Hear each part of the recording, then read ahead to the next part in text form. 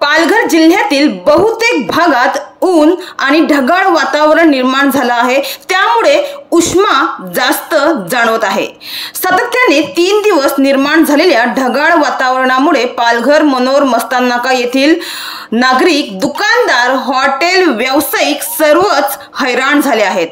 हवामान अंदाजानुसार पावसाची शक्यता वर्तवली जाते, मात्र पावसाची फारशी हजेरी नसल्याने उकाड्यामुळे अनेकांना चिडचिड होत आहे। त्यातच दक्षिण कोकणात पावसाचा अनुभव येत असल्याने उत्तर मुंबईत पाऊस कधी येणार याकडे मुंबईकरांचे लक्ष लागले आहे। तापमान आणि आर्द्रता यामुळे मुंबईकरांना देखील उकाड्याला सामोरे जावे लागत आहे।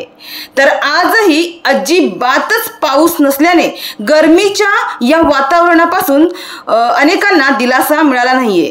तर 2 दिवसांपूर्वी पावसाची शक्यता वर्तवण्यात आली होती, मात्र पाऊस पडलाच नाही। तर एकीकडे अरबी समुद्रामध्ये चक्रीय स्थिती निर्माण झाली आहे, परिणामी ढगाळ वातावरण दिसत आहे आणि त्यामुळेच घामाचा त्रास नागरिकांना अधिक होत आहे।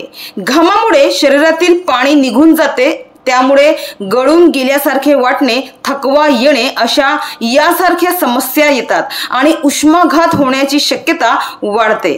यावेळी डॉक्टरांचा सल्ला घ्या, सोबतच घरी निंबू सरबत घ्या, भरपूर पाणी प्या, थंड पाण्याने आंघोळ करा आणि घामोडे टाळण्यासाठी लूज कपडे घाला, सुती कॉटनचे कपडे घाला। तसेच आपल्या कुटुंबियातील वयोवृद्धांची काळजी नक्कीच घ्या।